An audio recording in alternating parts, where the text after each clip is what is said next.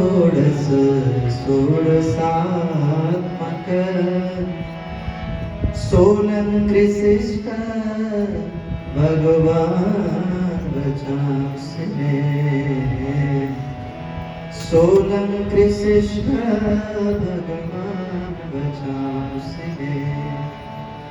बोलिए श्रीमद्भागवत महापुराण की, श्री सुखदेव जी महाराज की, श्री व्यास जी महाराज की, समस्त भागवत परिकर की, श्री सद्गुरुदेव भगवान की, श्री युगल सरकार की, श्री युगल भवन बिहारी सरकार की, श्री गुरुदेव भगवान की जय। जय श्री राम।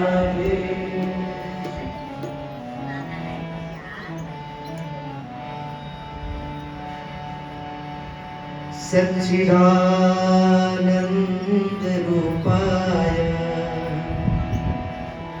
विश्वोत्पत्त्यादिहेतवे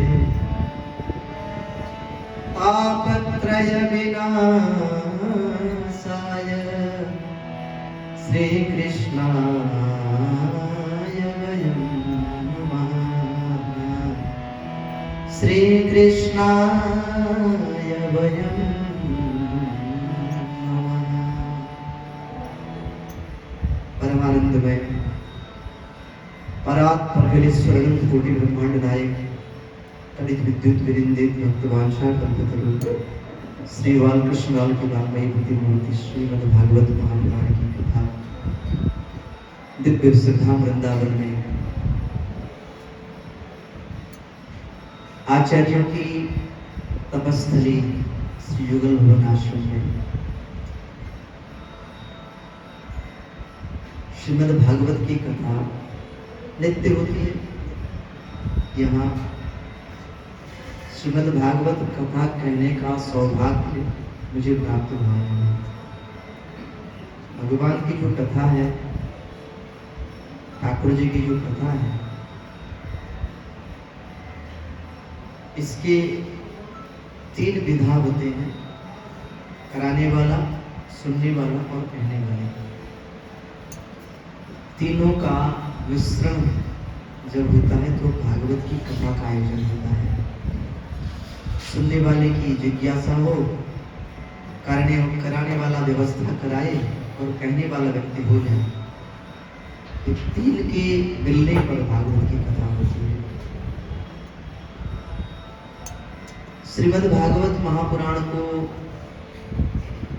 भागवत ने ही कहा है पारमहंस संहिता।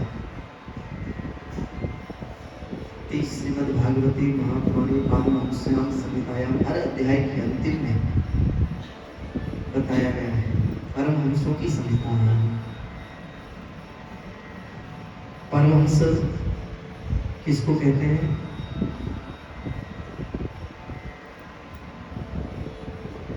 जिसके जीवन में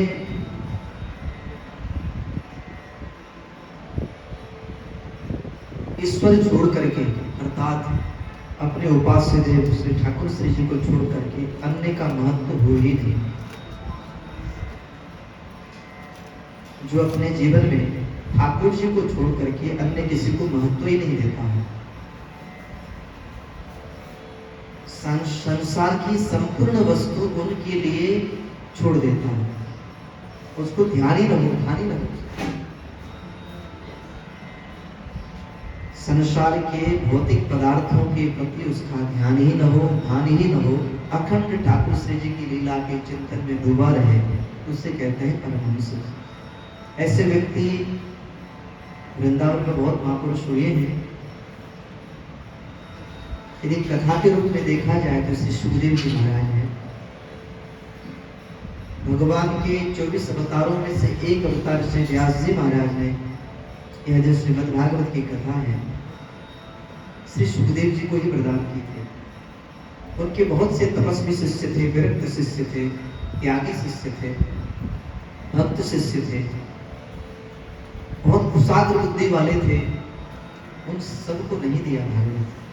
उनके बहुत प्रिय भी थे व्यास जी महाराज के, परंतु कोई भी परमहंस नहीं था। तो बहुत प्रिय होने के बाद भी उपनिषद आदि, पुराण आदि और वेद वेदांत जो भी उन्होंने रचना की, श्री वेद के द्वारा उत्पन्न, वेद का 4 भाग करके उन 4 भागों में से अनेक पुराण आदि का अलग अलग लोगों में उन्होंने वितरण किया और श्रीमद् भागवत को छिपा कर रखा, किसी को नहीं दिया। जब वेद, उपनिषद, पुराण आदि 6 शास्त्र अलग अलग ऋषियों को प्रदान किया, उन्होंने ढूंढ रहे थे कोई व्यक्ति मिल जाए श्रीमद् भागवत के योग्य, तो श्री सुखदेव जी महाराज उनको योग्य मिले, परंतु सुखदेव जी तो उनके हाथ में ही नहीं थे, उनके अधिकार में ही नहीं थे। उनके पुत्र व्यास जी महाराज के, श्री सुखदेव जी महाराज उनके पुत्र ही थे, परंतु उनके हाथ में, उनके अधिकार में नहीं थे।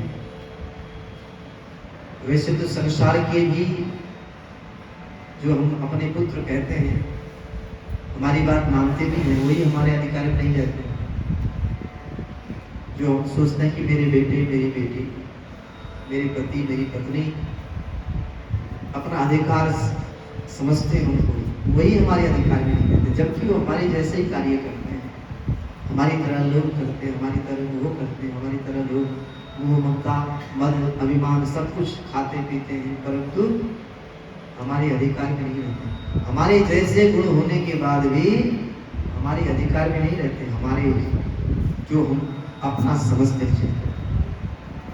श्री सुखदेव जी महाराज और व्यास जी के महाराज के तो गुण ही अलग थे।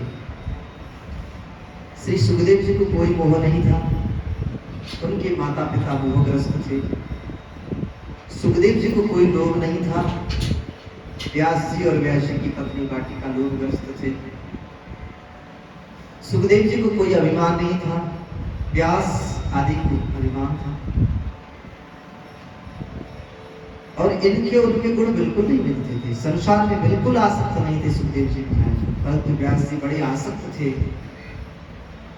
अपने घर से निकले हुए पुत्र को हे पुत्र कहते हुए पुकारते जा रहे थे।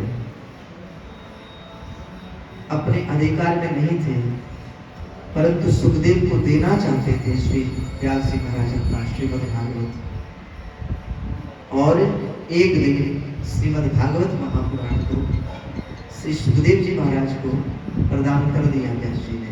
ऐसा संयोग बना और श्री सुखदेव जी महाराज ने उस भागवत का अध्ययन किया और अपने जीवन में उतार लिया, न सुनाने के लिए न पैसा कमाने के लिए। उनके अंदर सुनाने की इच्छा भी नहीं थी, पैसे पद प्रतिष्ठा की तो इच्छा दूर दूर तक नहीं थी। ऐसे श्रीमद् भागवत की कथा है, जिस कथा को हम सुनने जा रहे हैं। श्रीमद् भागवत में महात्म्य में पहला श्लोक वर्णन किया है भागवत पुराण ने। सच्चिदानंद रूपाय विश्वोत्पत्त्यादि हेतवे तापत्रय विनाशाय श्री कृष्णाय वयं नमः। श्री कृष्ण को हम प्रणाम करते हैं। कृष्ण कैसे हैं? ठाकुर जी कैसे हैं? भागवतकार कहते हैं यहाँ भगवान श्री कृष्ण की 3 बात बताई। ठाकुर जी का रूप बताया, ठाकुर जी का स्वभाव बताया, ठाकुर जी का कार्य बताया। पहले रूप बताया ठाकुर जी का, सच्चिदानंद रूपा। भगवान का रूप कैसा है? सत है, चित है, आनंद है, सच्चिदानंद है। ये 3 अलग अलग शब्द है इसमें, सत, चित, आनंद। ठाकुर जी में तीनों ही है, सत भी है, चित भी है, आनंद भी है, जो हमें बहुत जरूरत है। हम लोग इसी को ढूंढ रहे हैं। राधे राधे। हम लोग इसी को ढूंढ रहे हैं, सत को ढूंढ रहे हैं, चित्त को ढूंढ रहे हैं और आनंद को ढूंढ रहे हैं। ठाकुर जी यही है, सच्चिदानंद रूपाय। केवल हम लोग भक्त हैं इसलिए नहीं ढूंढ रहे हैं, जो अभक्त है वो भी ढूंढ रहे हैं इसी चीज को, जो नास्तिक है वो भी इसी चीज को ढूंढ रहे हैं। दुष्ट है कोई व्यक्ति, पापी है, अधर्मी है, अत्याचारी है, व्यभिचारी है, इन सभी लोगों को यही चीज चाहिए, सच्चिदानंद।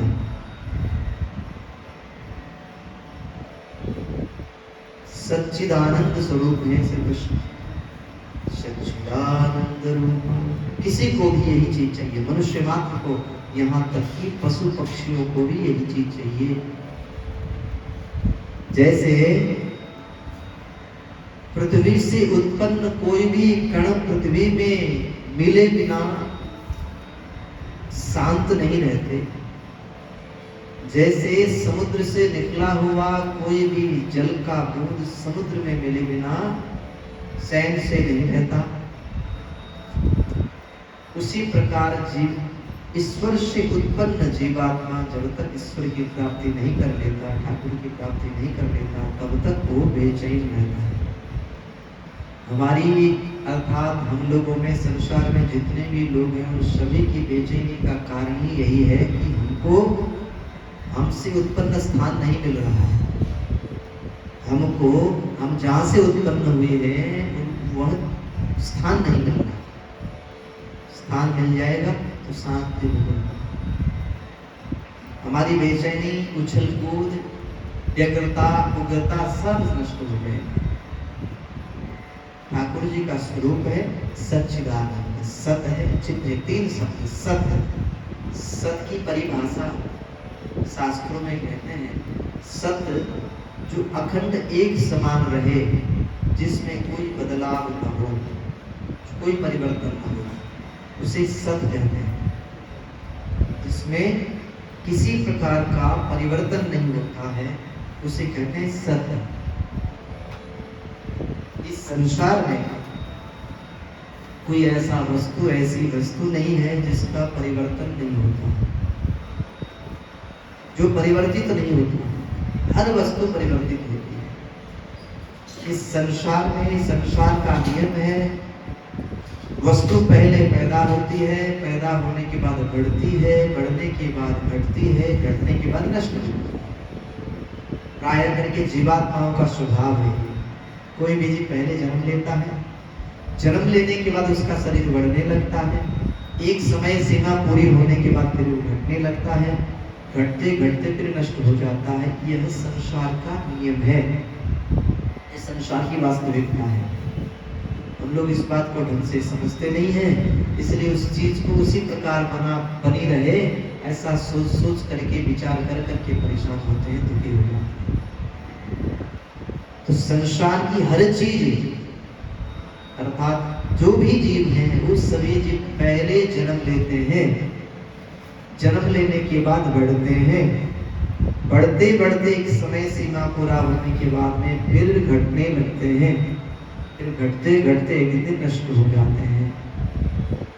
हमारे पूर्वजों को देखो, संतों को देखो, राजा महाराजाओं को देखो, जिसने भी जन्म लिया, पहले जन्म लिया, बच्चा बड़ा सुंदर लगता है, धीरे धीरे वो बच्चे का शरीर बढ़ने लगता है, बुद्धि बढ़ने लगती है, विवेक बढ़ने लगता है, और एक समय सीमा पूरी होती है, फिर उसके बाद उसके जीवन में सब कुछ घटने लगता है।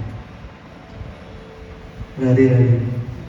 बूढ़े हो जाते हैं, मैंने तो फिर से मतलब बुद्धि भी भूल जाती है। बुद्धि कम मतलब भूलने का मतलब क्या? बुद्धि का कम होना, शरीर अब काम करना सकती ना, क्यों? शरीर कमजोर हो गया, साथ छोड़ने लगा। एक समय सीमा होती है। बचपन में जन्म लिया, जन्म लिया, बचपना था, बढ़ने लगा शरीर। बचपन में हम कुछ कर नहीं सकते थे, दूसरा ही कोई देखभाल करता था हमारी। धीरे धीरे बढ़ने लगे, बढ़ते बढ़ते 10, 12, 15 साल में हो गए, उसके बाद घर का इधर उधर का काम करने लगे। पहले तो पता भी नहीं होता कि काम कैसे किया जाता, काम को सीखा हम लोगों ने, क्योंकि बुद्धि विकसित होती गई, बुद्धि भी बढ़ती गई, शरीर भी बढ़ता गया, मन का बल भी बढ़ता गया, शारीरिक बल भी बढ़ता गया। बढ़ते बढ़ते बढ़ते बढ़ते कितने 40 साल तक ये बढ़ने का सिलसिला बना रहता है। और 40 साल की बाद में फिर चीज घटने लगती है।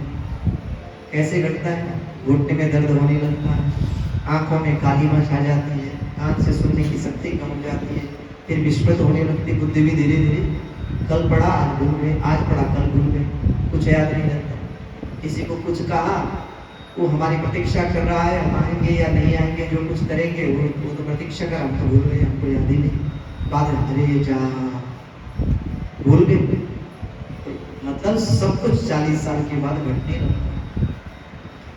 घटते घटते 60, 70, 80, 100 जितने साल हो जाए, फिर उसके बाद राधे श्याम सीताराम छोड़ के चले जाना है संसार को।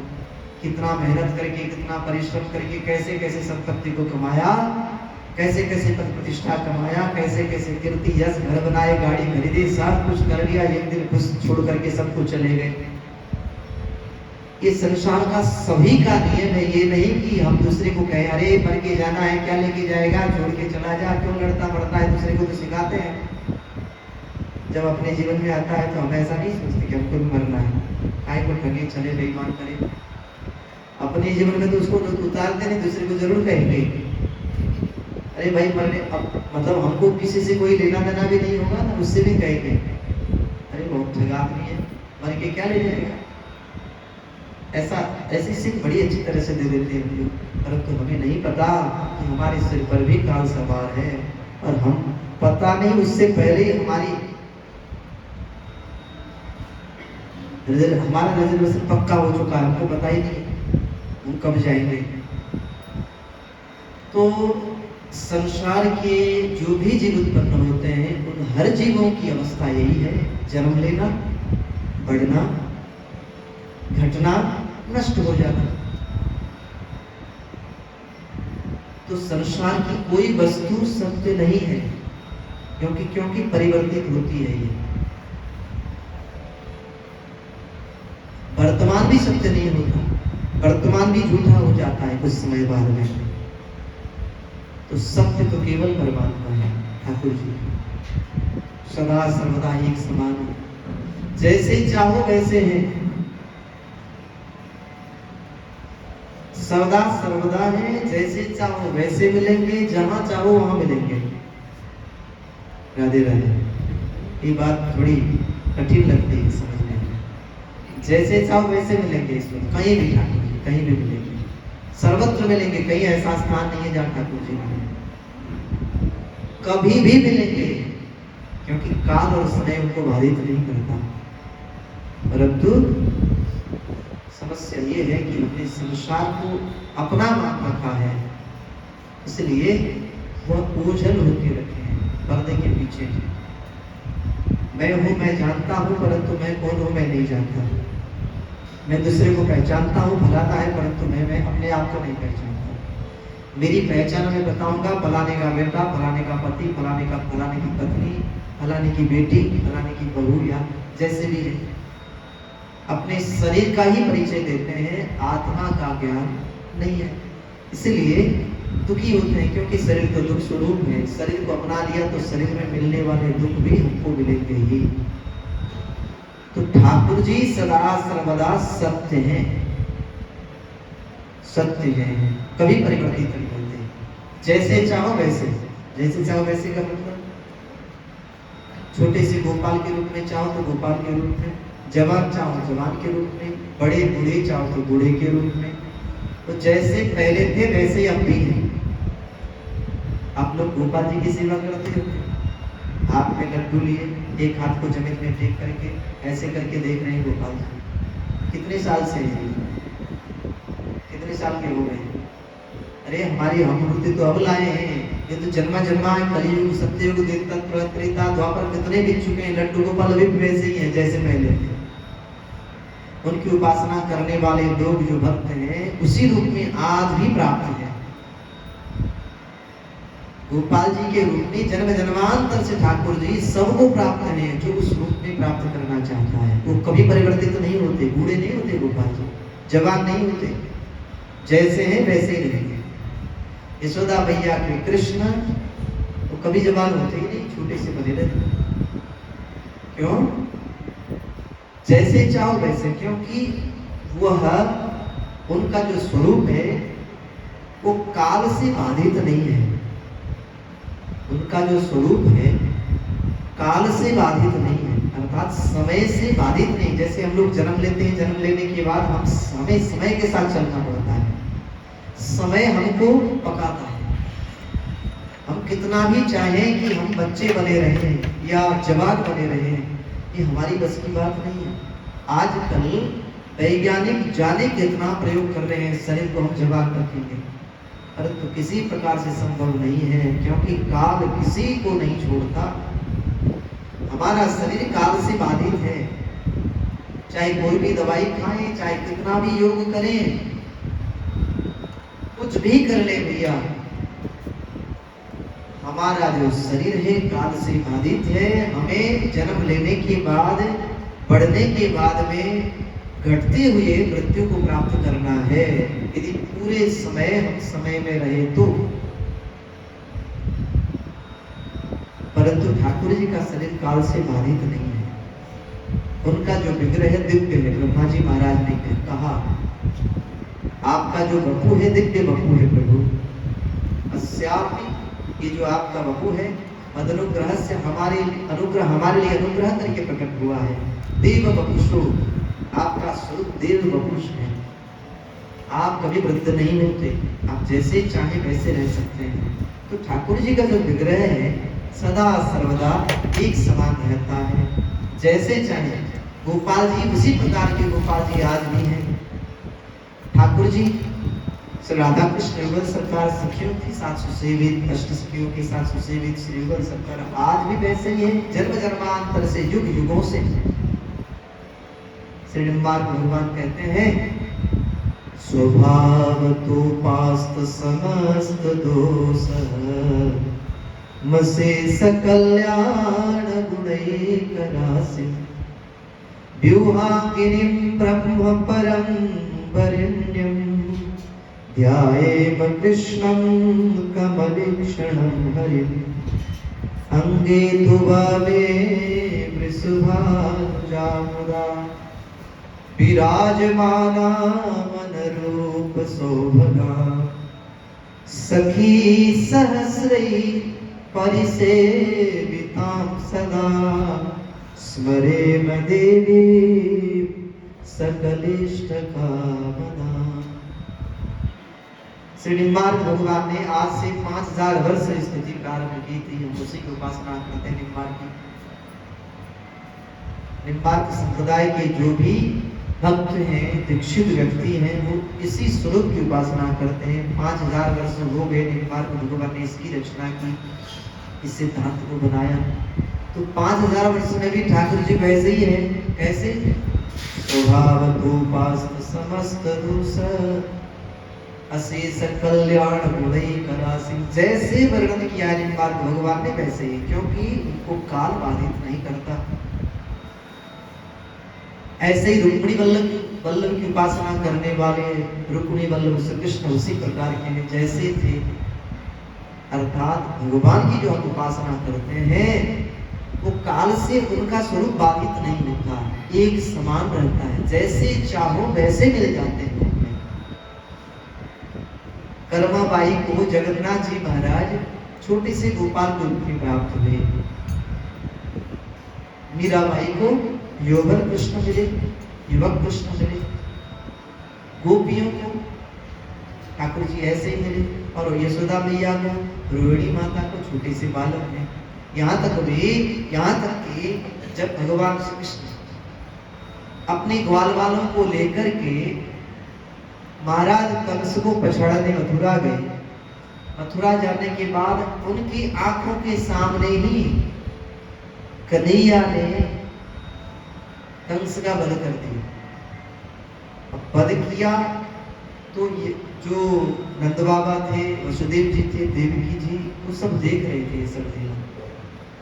उनकी समझ में नहीं आई, इतने छोटे कृष्ण ने इतने भयंकर कंस को कैसे मार डाला। वहां जिसकी जैसी जैसी भावना थी उसी भावना के अनुरूप भगवान का दर्शन किया सबने। मल्ला नाम सरित नृणाम नरवरो, मतलब सबको अलग अलग स्वरूप में दर्शन दिया। दिया, जागी रही भावना जैसी प्रभु मूर्ति देखी तिन तैसी। अर्थात ठाकुर जी जैसे चाहो वैसे हमको कभी भी प्राप्त कर सकते हैं, मिल सकते हैं ठाकुर जी, इसलिए वो सत्य है। परंतु ठाकुर को छोड़ करके संसार में कोई भी वस्तु सत्य नहीं है, क्योंकि उसका अंत है, उसकी समय सीमा है, उसका स्वरूप एक समान नहीं रह सकता। जन्म लेता है, बढ़ता है और घटता है, मृत्यु हो जाती है। केवल मनुष्यों की बात नहीं है, देवताओं की बात भी यही है। इंद्र की भी आयु की सीमा है, यहाँ तक कि ब्रह्मा जी जो हमें बनाते हैं, पूरी संसार की सृष्टि करते हैं, उनकी भी समय सीमा है। 100 साल के बाद भी ब्रह्मा जी भी अपने शरीर को छोड़ना पड़ेगा उनको भी। तो इसका मतलब सत्य तो केवल परमात्मा है। इस सत्य का स्वरूप सदा एक समान, सर्वत्र, जहां चाहो वहां, जब चाहो तब, जब चाहो तब, जहां चाहो वहां, जैसे चाहो वैसे, उसको कहते हैं सत्य। वो केवल परमात्मा है, ठाकुर जी हैं। उनको छोड़ करके और उनके परिकरों को छोड़ करके बाकी सब कुछ परिवर्तनशील है, तो इसलिए सत्य और कोई नहीं है। दूसरा चित चैतन्य, यहाँ चैतन्य सच्चिदानंद रूपाय, चित स्वरूप। चित क्या है? चित कहते हैं ज्ञान को, चैतन्यता को। जैसे मैं शरीर में हूँ, यह बोध जो कराता है। शरीर में स्पर्श करने पर पता चलता है कि किसी ने मुझे स्पर्श किया। खाने पर स्वाद का अनुभव होता है, जीभ में किसी ने कुछ डाला। सामने रूप देखने पर पता चलता है कि कुछ है, लाल पीला हरा। कोई कुछ सुनाता है, शब्द पता चलते हैं कि कुछ शब्द आ रहे हैं। ये चेतना है, ये चेतना। अर्थात चेतना का मतलब ज्ञान, रूप रस गंध स्पर्श शब्द का अनुभव। इंद्रियों के द्वारा रूप रस गंध स्पर्श शब्द का अनुभव, ये चेतना है। भगवान चित स्वरूप है, हमारे शरीर में चित आके बैठा हुआ है। संसार में जितने भी शरीरधारी हैं, उनमें चैतन्य आके बैठा है, चैतन्य स्थित है शरीर के भीतर। जैसे मंदिर में ठाकुर जी विराजमान होते हैं ना, उसी प्रकार इस शरीर में चैतन्य स्थित है। उसी चैतन्य के कारण हम लोग समझ पा रहे हैं कि हम हैं, फलाना है, कान है, नाक है, स्वाद है। ये सब उसी चेतनता से अनुभव होता है। यदि वह चेतन निकल जाए तो शरीर का कोई पता नहीं चलता शरीरधारी को। तो जो चेतन स्वरूप है परमात्मा है। इस शरीर में इस चेतना का, जो हमारी चेतना है, वो चेतना की स्थापना हमने नहीं की। राधे राधे, नींद तो नहीं आ रही है? राधे राधे, राधे राधे बोलेंगे? हाँ, नींद आ रही है तो एक भजन गा दे, भजन गा लेते हैं।